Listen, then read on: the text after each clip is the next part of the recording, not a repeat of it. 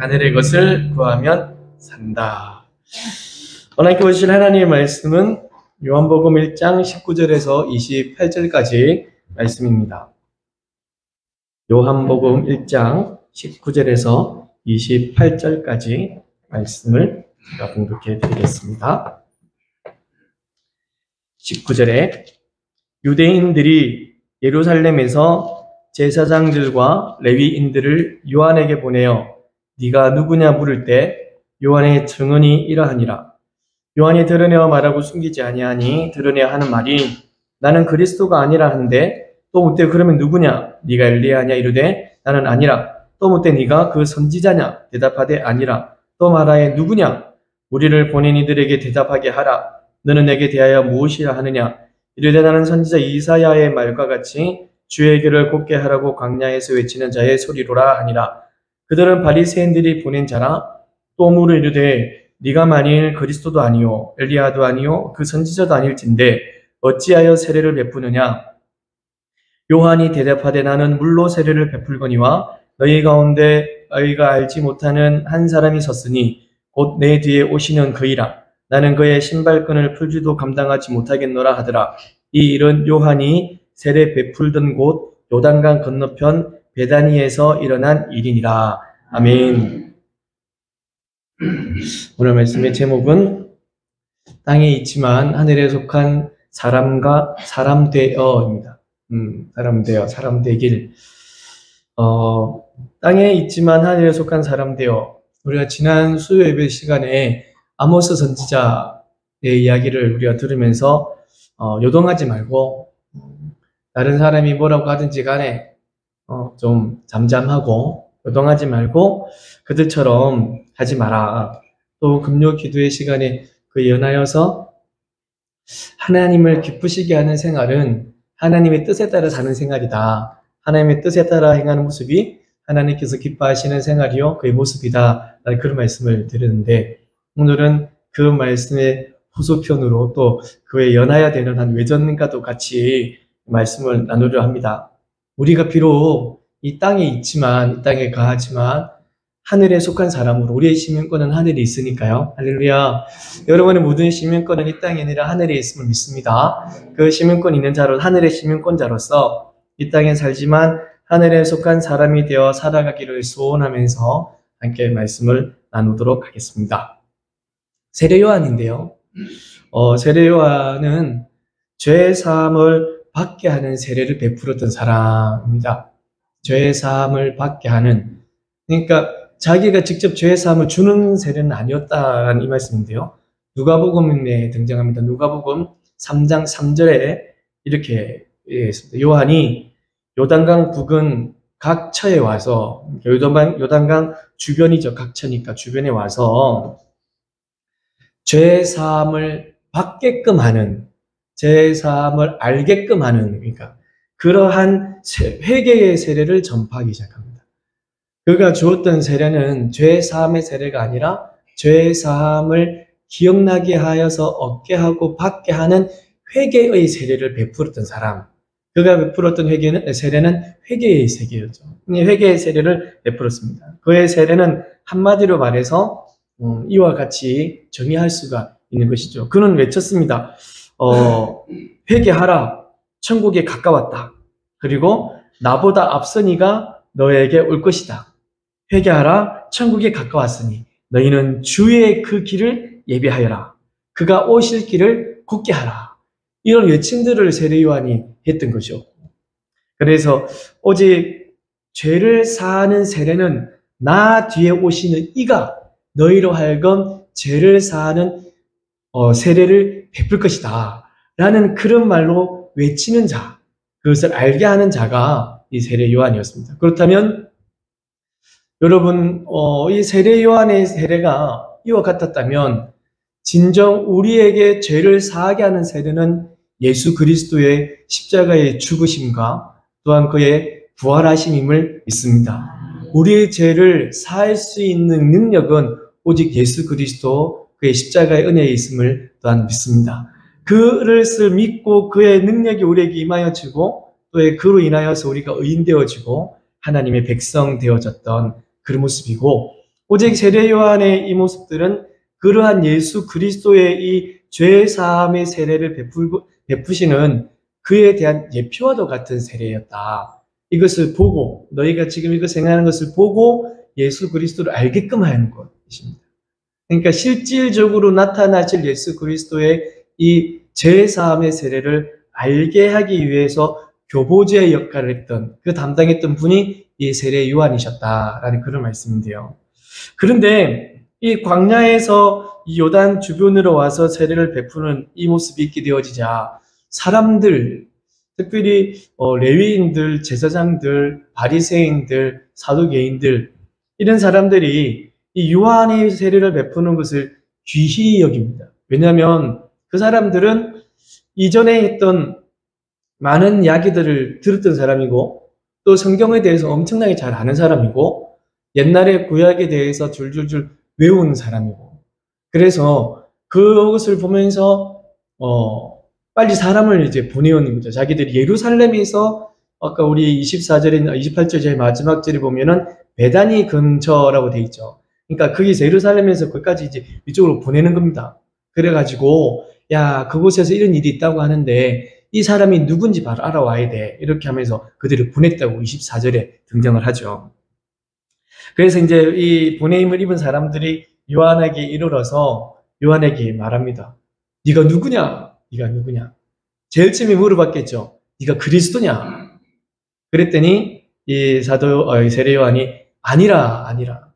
그러니까 이런 물음들이 계속되어져요. 누구냐? 그러면 네가 그리스도가 아니라는데 네가 그러면은 엘리야냐? 네가 보냄을 입으려고 했더니 엘리야냐? 아니라. 그럼 네가 선지자냐? 아니라. 그러니까 이 말씀들이 앞에 말씀드린 것처럼 이 사람들은 성경을 너무 잘 알고, 그리고 이 일이 있어지자 그가 보내시려고 했던, 우리가 기다리고 있던 그겁니다. 그 사람이냐라는 것을 빨리 한번 알아보라라는 그 이야기였죠. 그러니까 모르는 사람들이 아니었어요. 이 이야기들이. 아는데도 불구하고 믿지 않았던 사람들일 뿐이지. 왜 이 선지자 이야기를 했었냐면요. 이때에는 그 사람들, 유대인들이 엄청나게 존경하는 사람이 한 명 있습니다. 구약시대 때. 그 사람은 모세셨는데, 이 모세가 한 이야기를 그들은 알고 있었던 거죠. 근데 그 모세의 이야기가 어디서 오냐면 신명기에 등장을 해요. 그러니까 신명기 그때 있었던 그 말씀을 아직까지도 기억하면서 알면서 외우면서 그 선지자가 너에게 임할 것이라 그것을 계속 믿고 살았던 신명기 18장 15절입니다. 내 하나님 여호와께서 너희 가운데 내 형제 중에서 너를 위하여 나와 같은 선지자 하나를 일으키시리니 것이니 나와 같은 선지자 하나를 일으키시리니 너희는 그의 말을 들을지니라 했던 이것을 기억하고, 그러면 그때 모세가 이야기했던 나와 같은 선지자 하나를 보낼 거라 했는데 네가 그 사람이냐라고 묻는 거죠. 또 그러면 엘리야냐라고 했던 것은 뭐냐면 말라기에서 등장하는 그 선지자 이야기입니다. 이 말라기 4장 5절에 있는 말씀인데요.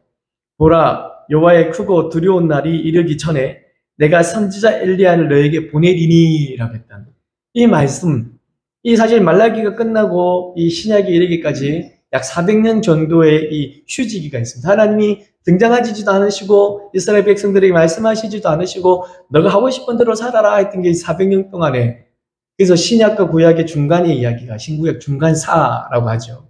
그 이야기가 있었는데 그때 했던 이 말라기, 이 선지자의 끝에 보내고자 했던 선지자 엘리야가 그럼 당신이 엘리야냐라고 묻는 물음에 있는 것이죠. 그만큼 구약에 대해서는 박식했던 사람입니다. 앞에 있었던 그 율법에 대해서는 누구보다도 잘, 율법을 맞지 않으면 야단하고 율법이 맞는 대로 살아야 된다고 이야기했던 그런 사람들. 특별히 이 엘리야라는 이야기를 한 것은 이 사도 요한이 좀 남과 다르게 좀 있었죠. 약대 트롯을 딱 입고, 그리고 광야에서 살고 이스라엘을 향하여서 회개를 선포하고, 옛날 그 엘리야가 했던 그 모습 비슷하게 비도 오지 않게 하고 막 그랬던, 그렇게 막 하고 또 왕의 야단치고 그런 이야기들을 보여지자 그럼 네가 엘리야냐라고 했던 그런 이야기들. 그러니까 네가 그리스도냐, 네가 그 선지자냐, 엘리야냐 라고 하면서 계속하여서 이 사도 요한에게 묻고 사도 요한은 대답을 합니다. 그런데 이 사도 요한의 정체성이 이 사도 요한, 세례 요한의 이 정체성이 그 뒤에 등장을 하게 되죠. 이사야 40장 3절입니다. 자, 한번 읽어볼까요? 시작. 외치는 자의 소리여 이르되 너희는 광야에서 여호와의 길을 예비하라. 사막에서 우리 하나님의 대로를 평탄하게 하라. 아멘. 이게 세례 요한의 정체성입니다. 그가 이 땅에 보내심을 입고 예수님보다 약 6개월 먼저 이 땅에서 태어났는데, 그리고 그의 사역들을 할 때에 이 사람의 정체성, 사역의 정체성, 그가 사역을 하는 그 모습들이 바로 이거죠. 그의 이 사역은 주의 길을 걷게 하는 거였습니다. 주가 오시는 그 길, 예수 그리스도가 이 땅에 나타나셔서 그의 사역을 하실 수 있도록 그의 길을 마련해 주는 사람. 그래서 예수님의 사역이 정말 이 땅 가운데 펼쳐질 수 있도록 그 길을 닦아주는 사람. 그가 세례 요한이셨습니다. 그리고 광야 가운데에서 그를 맞으라고 그에게 회개하고 그 천국, 하나님의 나라가 임하는 것을 너희가 함께 그것을 맞이하라고 그 광야 가운데서 외쳤던 자의 소리. 그것이 이 바로 세례 요한입니다. 요한은 앞에 말씀드린 것처럼 계속하여서 내 뒤에 오시는 이 그는 응하여야겠고 나는 쇠하여 할 것이다. 오직 계속하여서 이 이야기들만 계속하죠. 나는 그의 신발끈 맺는 것도 푸는 것도 감당하지 못할 만큼 나는 물로 세례를 베풀지만 나 뒤에 오시는 그가 정말 너희에게 불로 그리고 성령으로 너희에게 세례를 베풀 것이다. 그 세례 요한의 이 사역들이 한편으로는 참 대단하여 보이지만 그의 사역이 사실은 이름 없이 빛도 없이 없어져야 되는 그런 사역이셨습니다. 그래서 이분이 외치는 외침이 어떻게 보면은 우리가 세례 요한의 이런 큰 일들과 많은 모습들을 보면서 그를 향하여서 좋은 말들 이렇게 대단한 그런 말들도 많이 하시지만 어떻게 보면은 이분은 자기의 마지막을 알고 있는 분이셨거든요. 그러니까 자기는 소리 소문 없이 사라져야 된다는 것을 알면서 사역을 하셨던 분입니다. 그러니까 그의 한마디 한마디가 되게 짠합니다. 따지고 보면. 나는 없어져야 되는 사람이고 나는 이제 그분이 오시면은 이름도 없이 빛도 없이 그냥 사라져야 되는 사람. 그 역할을 내가 받았고 알고 그 길에 뛰어들었고 어쩔 수 자기의 정체성이 그럽니다. 그래서 그 길 가운데서 정말 최선을 다해서 자기 사라지기 위해서 이분은 열심히 사역을 하죠. 내가 아니고 내 뒤에 오시는 이가 그의 길을 좀 곱게 하라. 제발 나는 이제 물로 세례를 베푸는 이것이 성령으로 세례를 베풀고 불로 세례를 베푸는 하나의 예표와 같은 것이라. 진짜 주인공은 내가 아니고 내 뒤에 오시는 분이라. 나 뒤에 오시는 그분이 진짜 주인공이라. 사실 세상은 아까 말씀드렸다시피 신명기 모세의 이야기를 때부터 해가지고 모세의 이야기를 거치고 또 많은 이스라엘의 역대기 왕들을 거치고 또 그 뒤에 신구약을 거치고 1400년 정도 되어지는 그 시간들을 다 거쳐가지고 이 출애굽기가 BC 1400년 되니까 1400년을 근들을 끼치고 기다렸다고요. 내 뒤에 오실 예수 그리스도, 그러니까 구원자를. 이 구약의 사람들은 또 구약을 믿고 있는 제사장이나 레위인이나 바리새인이나 사두개인이나 이 사람들이 다 기억하고 생각을 하고 있었다고요. 그럼에도 불구하고 이 사람들은 지금 세례 요한이 이야기하고 세례 요한이 말하고 있는 이것에 대하여서 분명히 계속하여 듣고 있고 알고 있었지만 세례 요한은 또 그것을 계속하여서 이야기하고 있었지만 이 세상의 사람들은 그 예수 그리스도를 믿지 못하는 겁니다. 아니 지금 이 사람들은 엘리야냐 묻고 그리고 또 선지자냐고 묻고 있잖아요. 그럼에도 불구하고 다시 오기를 기다리고 있음에도 불구하고 진정 말씀에 따라 이 땅에 오신 예수 그리스도를 이 사람들은 믿지 않고 듣지 않고 또한 그 애를 또 예수 그리스도를 인정하지 않는 이런 일들이 지금 이 땅 가운데 있는 겁니다. 그러니까 세례 요한이 계속해서 외치는 겁니다. 제발 이 독사의 자식들아, 좀 깨닫고 알아라고. 지금 내가 보여주는 이 모든 것이 내가 하는 것이 아니고 오실 그 일을, 또한 예수 그리스도의 그 구원을, 하나님의 나라를, 이 땅에 임하실 그 구원을 보여주기 위해서 하는 일들이라고. 따지고 보면 하나의 퍼포먼스일 뿐이라고. 그러니 제발 좀 너희가 그렇게 믿고 소원하고 예전부터 따랐던 그것 좀 알아라고 세례 요한은 계속하여 외치고 있습니다. 하지만 이 세상은 이 예수 그리스도를 믿지 않고 결국 어디까지? 물론 이 모든 것이 하나님의 섭리와 주관하심 따라 있지만 십자가에까지 몰아냅니다. 이 사람들. 그들의 눈이 죄악으로, 또 그들의 귀가 죄악으로 덮여 있었기 때문에 그 사람들은 이 광야에서 외치는 자의 소리, 회개하라 천국이 가까웠느니라 라고 하는 그 소리도 듣지 못하였고, 또한 세례를 베푸면서 또한 이 일들이 결국 너에게 구원을 베푸는 세례, 나는 오직 구원을 받게 하는 회개의 세례를 베풀 뿐이다. 너희가 회개하여서 하나님 믿고 그리스도를 믿게 되어지는 그 일을 하기 위한 퍼포먼스일 뿐이다. 제발 너희가 회개하여서 하나님의 나라를 소망하라는 그거일 뿐인데 그 사람들은 그것을 보아도 알지 못하는 겁니다. 그들의 죄악으로 그들의 눈이 덮여 있었기 때문에. 네, 그렇습니다. 이게 죄악은 또 그로 인하여 발생된 죄인은 그가 가지고 있는 이 죄 때문에 그의 눈과 그의 귀가 덮여져 버린 사람들입니다. 보지 못하고 알지 못하는 사람, 듣지 못하는 사람들, 그들이 바로 죄인입니다.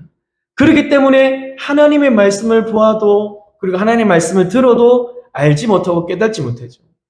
앞에 말씀드렸던 유대인들, 그분들은 그 신명기의 모세의 이야기를 계속하여서 천 몇백 년 동안 이어오면서 믿고 따랐던 사람들, 누구보다도 율법을 잘 지킨다라고 말했던 사람들, 누구보다도 바리새인과 같이 선한 생활들 하면서 착한 일들과 그리고 거룩한 일들과 남들과는 다른 삶들을 살아가면서 나는 유대인이요, 나는 바리새인이다, 나는 정말 하늘에 속해 있는 사람같이 산다라고 하지만 진실로 그 사람의 진짜의 모습은 땅에 속해 있는 사람들이었습니다. 말은 하늘에 속해 있다고 이야기합니다. 나는 누구보다도 기도 많이 합니다. 나는 누구보다도 헌금 많이 합니다. 나는 누구보다도 저기 있는 죄인 같지 않습니다. 나는 하늘에 있는 속해 있는 사람입니다. 나의 시민권은 하늘에 있습니다. 라고 외치고 살지만 그들은 회개하지 않았고 예수 그리스도를 믿지 않았기 때문에 그렇게 입으로는 외치지만 그들의 실상은 하늘에 속해 있는 사람이 아닌 이 땅에 속해 있었던 사람들입니다. 그 사람들의 모습은 쏙 다르고 겉 다른 사람이었습니다. 덮여있는 그 냄새나는 회칠한 무덤과 같은 사람들이 바로 그런 사람들. 쏙 다르고 겉 다른 사람들. 그 속에는 악한 것이 부패되어져서 죄악이 넘쳐나고 죄가 가득하여져서 그 죄인이라서 예수 그리스도를 보지 못하였고 예수 그리스도를 믿지 못하였고 예수 그리스도를 따르지 않았고 결국은 구원을 포기했던 사람들, 구원을 따르지 않았던 사람들입니다. 진실로 사랑하는 성도 여러분, 여러분은 예수 그리스도, 우리의 구주 예수 그리스도의 죽으심으로 여러분들이 가지고 있던 모든 죄가 사라졌음을 믿습니다. 아멘. 우리 모든 죄가 사라졌습니다. 그러면 우리는 죄인입니까? 의인입니까? 의인입니다. 그의 죽으심으로 우리의 모든 죄가 없어지고 흑암의 권세의 소리를 끄집어내어줘서 끌어올려서 그의 사랑하는 아들의 나라로 이끌어주시고 하나님 앞에서 살게 하시고 그의 부활하심으로 그와 연합하여서 생명을 얻게 되어준, 그래 하나님께서 우리를 일컬어서 백성이라, 내 아들이라, 내 딸이라 칭하여 주셨음을 믿습니다. 이것이 믿음으로 구원을 얻는 겁니다. 이신칭의이죠. 우리의 노력과 우리의 행위와 우리의 삶의 질이 어떠하든 간에 그것으로 구원을 얻게 되는 것이 아니라 오직 이 은혜로 모든 죄가 사여짐으로 하나님 앞에 의인된 백성임을 믿습니다. 우리는 죄가 없기에 우리 안에 죄가 사라졌기에 우리의 눈은 하나님을 볼 수 있게 되어진 것이고, 우리의 죄를 모두 사하여 주셨던 그 은혜 때문에 우리는 하나님의 말씀을 듣고 하나님을 알 수 있고, 또 하나님의 말씀이 선포되어질 때 하나님을 만날 수 있게 되어진 하나님의 백성입니다. 이 모든 것이 하나님의 은혜심을 믿습니다. 예, 무엇보다 이제 우리는 하늘에 속한 사람들이요, 또한 하늘에 시민권을 둔 하나님 나라 백성임을 믿으시기 바랍니다. 그럼에도 불구하고요, 우리는 여전히 이 땅에 살아갑니다, 여러분. 우리의 시민권은 하늘에 있다, 하늘의 소망을 품고 살지만 그래도 그 나라 가기 전까지는 이 땅에서 살아갑니다. 우리가 이 땅에 살지만 하늘에 속한 자로 살기 위해서는 그분의 음성에 민감을 해야 되고, 또한 하나님께서 우리에게 말씀하실 때에 그 말씀을 듣고 반응할 수 있어야 되는 겁니다. 그렇게 반응할 수 있는 은혜는 무엇이느냐? 성령께서 역사해 주셔야 됨을 믿습니다. 그렇다면 여러분, 성령께서 우리에게 역사를 해 주셔야 우리가 하나님의 말씀에 민감하고 또한 하나님께서 뜻하는 바로 살아갈 수 있다고 하는데, 그러면 성령께서 우리에게 임하시기 위해서 우리가 이 땅 가운데 행해야 되는 것은 무엇입니까? 날마다 회개의 삶을 살아야 된다는 것을 믿습니다. 우리가 하나님 앞에서 살지 못했던 모습들, 또 하나님 앞에 진지하게 살아가지 못했던 그런 모습들, 하나님 앞에 회개하면서 다시금 성령의 새롭게 함을 간구하며 살 때, 그때 비로소 성령께서 우리 역사하셔서 우리를 이끄시고 우리를 인쳐주시고 우리를 하나님 곁으로 이끌어 주시리라 믿습니다. 그렇기 때문에 날마다 성령께서 역사하기 위해서 우리는 회개하는 심령이 되어지기를 간절히 소원합니다. 이 땅에 산다는 이런 핑계로, 여러분, 우리가 이 땅에 살고 있다는 이런 핑계를, 이런저런 핑계를 다 되어가면서, 그러면서 하나님을 몰라보며 살아가는 이 땅에 속해 있는 자들이 아니라, 이 땅에 살지만 늘 하나님 앞에 회개하면서 하늘에 속한 자가 되어져서 하나님께 민감하고, 특별히 이 신앙에 대해서 좀 진지하게 살아갔습니다. 하나님을 믿고 살아가는 이 일에 대해서 그 어느 것보다도 진지하게 다른 어떤 것들의 삶 생활들은 진지하게 많이 반응을 하면서 이 신앙이라는 것은 너무 쉽게 생각을 하는데, 우리가 진지하게 더 많이 고민해야 되는 것은 신앙입니다, 여러분. 이 신앙을 어떻게 하면 하나님 앞에 기쁨으로 살아갈 수 있을까를 더 많이 고민하고 더 많이 고뇌하고, 어떻게 해야만 더 진지하게 살아가야 되는 것, 그것이 우리들의 생활이어야, 또한 우리의 신앙이어야 됨을 믿습니다. 따라서 진실로 하나님 앞에 회개하는 심령이 되어져서 그 심령에게 성령께서 역사하여 주셔서 우리가 비록 이 땅에 살아가고 있지만 하늘에 속한 자가 되게 해 주시옵소서. 그리하여 하나님의 뜻을 알고 깨달아서 그 하나님의 마음을 시원하게 해드릴 수 있는 하나님의 백성이 되게 해 주시옵소서. 이것이 여러분, 우리 제자 삼는 교회 예수 제자들의 고백이요 신앙이기를 간절히 축원합니다. 우리 찬양하시겠습니다.